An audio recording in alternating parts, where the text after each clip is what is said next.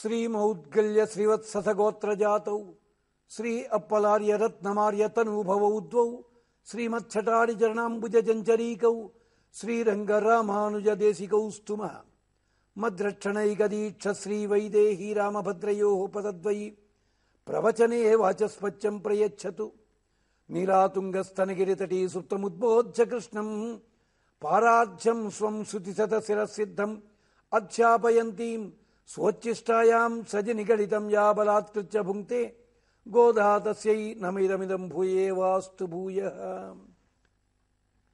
வையத்து வாழ்வீர்கள் நாமும் நம்பாவைக்கு செய்யும் கிரிசைகள் கேளீரோ பார்க்கடல் பயத்துயின்ற பரமனடி பாடி நெய்யுண்ணோம் பாலுண்ணோம் நாட்காலே நீராடி மையற்றிதோம் மலரிட்டு நாமுடையோம் செய்யாதன செய்யோம் தீக்குறளை சென்றோதோம் ஐயமும் பிச்சையும் ஆந்தனையும் கைகாட்டி ఉయ్యుమారు ఎన్ని ఉగందేలొరుంబావాయి.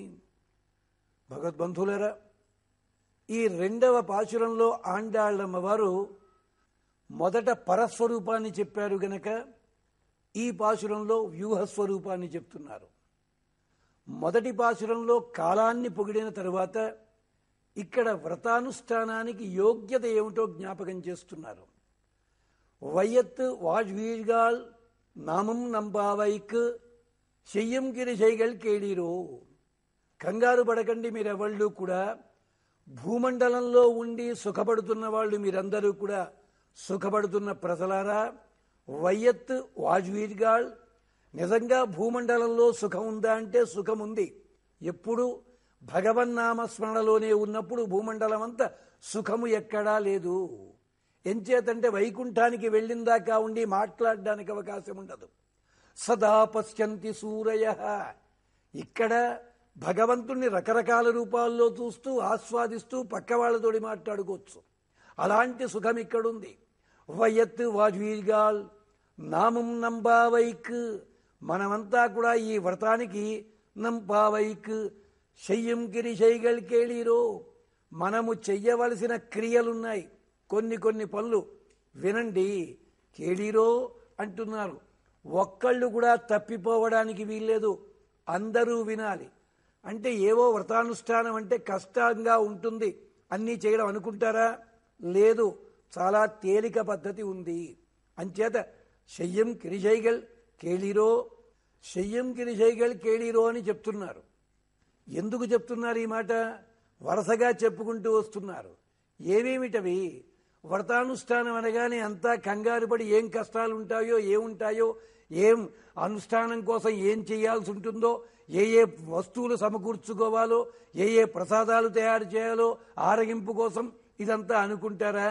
కంగారు పడకండి. నామం నంబావైక్ శయ్యం గిరిశైగల్ కేళీరో.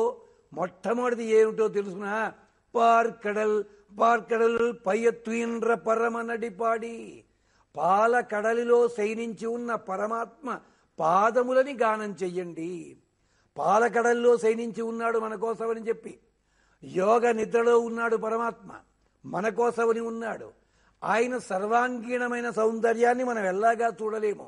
అంచేత పార్కడల్ పయ్యత్తుయిన్ర పరమన్ అడిపాడి. పరముడు ఆయన, పరమః విష్ణు ఋగ్వేదం చెప్తుంది.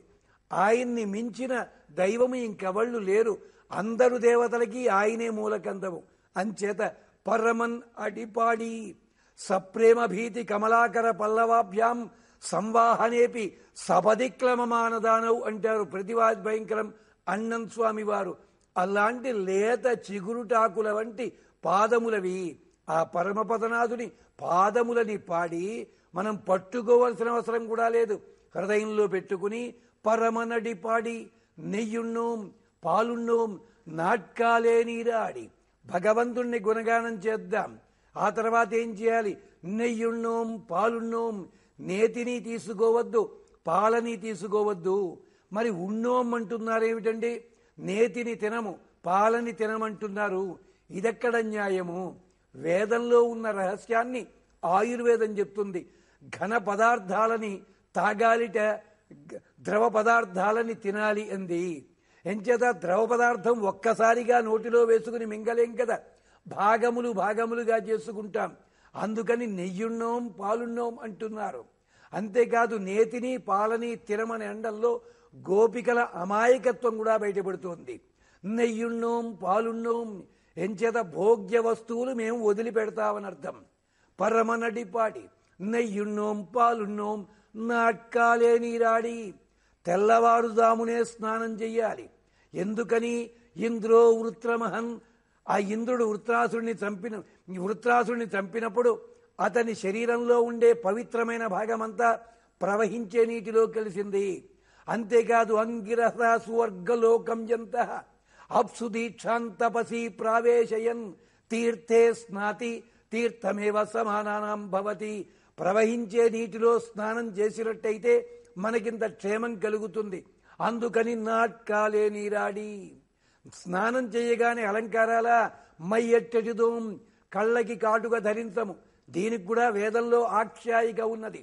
ఇంద్రుడు ఎప్పుడైతే వృత్రాసుడిని వధించాడో అతని కంటి పాప నేల మీద పడిందట. తస్య కనీనికా పరాపతత్ తదాంజనమభవత్.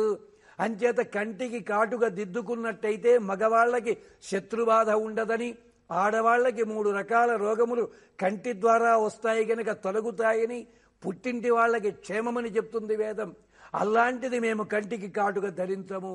మయ్యట్టెదిదోం మలరిట్టు నాముడేయోం, మేము శిరస్సు మీద పూలు ధరించము పొరపాటును కూడా. దీనికి వేదం చెప్తుంది. పూలు ధరించేటప్పుడు అక్కడ చక్కటి మంత్రము, శుభికే శిర ఆరురోహ శోభయంతి ముఖం మమ. చక్కటి పూలు ధరించామంటే ముఖానికి వికాసము, ముఖానికి అందం కలుగుతుంది. అలాంటి అందం కలిగించేలాంటి పూలను ధరించము. అంతేకాదు శయ్యాదన చెయ్యోం, చెయ్యవద్దన్న పనులు మేము చెయ్యము. అదేమిటి? చెయ్యవలసిన పనులు చేస్తావని చెప్పటల్లా, ఇది చమత్కారం ఇక్కడ. అంటే చెయ్యవలసిన పనులు చేసినా చెయ్యకపోయినా చెయ్యవద్దన్న పని మానివేస్తే అది పుణ్యమే అన్నారు. అందుకని శయ్యాదన చెయ్యోం మయట్టెజిదోం మలరిట్టి నాముడయ్యోం శయ్యాదన చెయ్యోం తీక్కురళై చెండ్రు ఓదోం. ఎవరి గురించి కూడా కఠినమైన మాటలు మా నోటి వెంట రావు, పనిగట్టుకుని పితూరీలు చెప్పము మేము. ఎంచేతంటే ఇలాంటి పితూరీలు చెప్పేవాళ్ళు, కొండెబు మాటలు చెప్పేవాడు ఆసు వినశ్యతి అంటుంది మనకి శృతి గ్రంథము. లోస్థమర్థి తృణచ్ఛేది, ఇలాంటి వాళ్ళు సూచక అంటే ఎదటివాడి చెవి కొరికి ఇతరుల గురించి చెడ్డగా చెప్పేవాడు. అంచేత తీక్కురళై చెండ్రోదోం అయ్యమం పిచ్చయం ఆందనైంకై కాట్టి. కొందరిని ఇంటిలోకి పిలిచి దానమిస్తాం, కొందరిని ఇంటి బయటే అందరికీ దానమిస్తాం. అంటే అతిథులు అభ్యాగతులకి మేము దానము చేస్తాము. శయ్యాదన శయ్యోం అని చెప్పి చేసే పల్లివనమాట. ఏమిటవి అంటే అయ్యుమం పిచ్చయం ఆందనయింగై గాట్టి ఊయ్యం ఆరు ఎన్ని. మేమందరము కూడా సుఖంగా బతకడానికి మార్గములు ఏ ఉన్నాయో అవి తెలుసుకుంటాము. 6 రహస్యాలు అవి తెలుసుకుని ఉయ్యుమారెన్ని ఉగందు. ఈ వ్రతానుష్ఠానమంతా చేసి అయ్యో ఇంత కష్టపడ్డామే అన్న భావన కాదుట. ఇది భగవత్ ప్రీతి కొరకు, భగవంతుని ముఖ వికాసం కోసం చేశాము ఈ వ్రతమంతా. ఈ వ్రతం వల్ల వర్షాలు పడాలంటున్నాం. ఈ వర్షాలు పడితే ఊరంతా కూడా బాగుపడుతుంది, ఊరు బాగుపడితే దేశం బాగుపడుతుంది. అంచేత ప్రయోజనం వారిది, ప్రయోజనం మాకేమిటి? ఆనందము. భగవంతుని యాజ్ఞగా వ్రతాన్ని చేశావని చెప్పి శయ్యాదన చెయ్యోం తీక్కురళై చెండ్రోదోం అయ్యముం పిచ్చయం ఆందనయింగై గాట్టి ఉయ్యుమారెన్ని ఉగందు. పట్టవలసినవి 6, వదిలిపెట్టవలసినవి 6. అడిపాడి నాట్కాలే నీరాడి కై కాట్టి అయ్యముం పిచ్చయం ఆందనయింగై కాట్టి ఉయ్యం 6 ఎన్ని ఉగందు. ఈ 6 పనులు చెయ్యమన్నారు. దానము చేద్దాము, సంతోషపడదాము, పొద్దున్నే స్నానం చేద్దాము, అనుష్ఠానం నడిపించుకుందాం. వదలవలసినవి 6 ఏమిటి? వరుసగా అంటే కాటుక దిద్దుకోము, పూలు పెట్టుకోము, నెయ్యి పాలు తినము తాగము, అంతేకాక ఎదటి వాళ్ళకి చెడ్డ మాటలు చెప్పనే చెయ్యము, నిషిద్ధ వస్తువులు మేము తీసుకోము. ఇవి 6. అంతేకాదు ఉయ్యం 6 ఎన్ని అంటే అర్థమేమిటి? మనం ఉజ్జీవించడానికి 6 మార్గాలున్నాయి. 6 మార్గాలని కంగారు పడక్కల్లా 6 మార్గాలకి కలిపి ఒక్కటే మాట, మార్గశిరము అంటే మార్గములలోకెల్లా గొప్పది శరణాగతి. ఏమిటి శరణాగతిలో ఉన్న విశేషము? ఆనుకూల్యస్య సంకల్ప, ప్రతిదీ అనుకూలమే. ప్రాతికూల్యస్య వర్జనం, మనకి వ్యతిరేకత ఉంటే దానికి దూరంగా పోవడమే. రక్షిష్యతీతి విశ్వాస, నీవు ఎన్నుకున్న తర్వాత స్వామి యందు పరిపూర్ణమైన విశ్వాసం అట్టే పెట్టు. గోప్తృత్వవరణం, ఎవడు రక్షకుడో ఆయన్ని ఎన్నుకో రక్షకుడుగా. ఆత్మ నిక్షేపము, నిన్ను నువ్వు నిక్షేపణ చేసుకో. కార్పణ్యము, కృపణత్వము, అన్యథా శరణం నాస్తి త్వమేవ శరణం మమ అన్న భావన, ఇవి తెలుసుకోవాలట. అంతేకాదు ఆచార్యపరముగా చూచినట్టయితే, వయ్యత్తు వాజ్వీర్గాళ్ అన్నట్టయితే ఆచార్యుల వారికి సమకాలికులమయ్యుండి అలాంటి ఉత్తములైన ఆచార్యుల సేవకు నోచుకున్న అదృష్టవంతుడము కదా. వయ్యత్తు వాజ్వీర్గాళ్ నామం నంపావైకు செய்யுங்கிடு செய்கள் கேளீரோ పార్కడలల్ పయ్య తుయిండ్ర పరమనడిపాడి. పాలకడలిలో శేషసాయిగా ఉన్న స్వామిని తన హృదయంలో పెట్టుకున్న ఆచార్యుల పాదములని మనము సేవించి, పార్కడల్ పయ్య తుయిండ్ర పరమనడిపాడి. నెయ్యున్నోం పాలున్నోం, నెయ్యి అన్నది మానసిక వికాసానికి సంకేతము, పాలు అన్నది శరీరము యొక్క బలమునకు సంకేతము. య ఆత్మదా బలదా అంటుంది వేదము. ఆ రెండూ ఇచ్చేవాడు ఆచార్యుడు కదా. అంచేత ఆచార్యుని ప్రసాదము లేనిదే మేమేమీ స్వీకరించము. నెయ్యున్నోం పాలున్నోం నాట్కాలే నీరాడి, తెల్లవారుజామునే స్నానము చేసి. ఎందుకు తెల్లవారుజామునే స్నానము? పగటిపూట సూర్యుడు ఆకాశంలో ఉంటే అగ్ని నీళ్లల్లో ఉంటాడు, రాత్రిపూట అగ్ని బయటికి వస్తే సూర్యుడు నీళ్లల్లో ఉంటాడు. అంచేతే రాత్రిపూట నీళ్లు తెల్లగా కనిపిస్తాయి, పగటిపూట నీళ్లు ఎర్రగా కనిపిస్తాయి. తెల్లవారుజాముని స్నానం చేసినట్టయితే సూర్యుణ్ణి అగ్నిని గౌరవించినట్టు. ద్వౌ వైద్యౌ పురుషౌ గృహ వసంతి, ఇద్దరు వేద పురుషులు ఒకే ఇంటిలో ఉంటే ఒకడికి దండం పెట్టకూడదు, ఇద్దరికీ నమస్కరించాలి, లేకపోతే ఇద్దరికీ కోపం వస్తుంది. అక్కడ అగ్ని సూర్యుడు ఇద్దరినీ గౌరవించండి.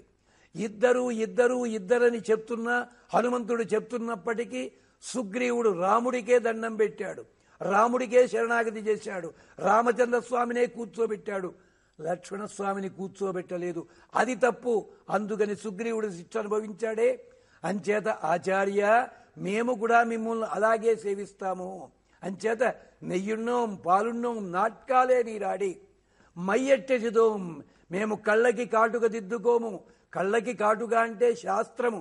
ఆచార్య, మీరా శాస్త్ర ఉపదేశం చేస్తే తప్ప ఆ శాస్త్రం మాదిగా చేసుకుని మేము ప్రవర్తించము.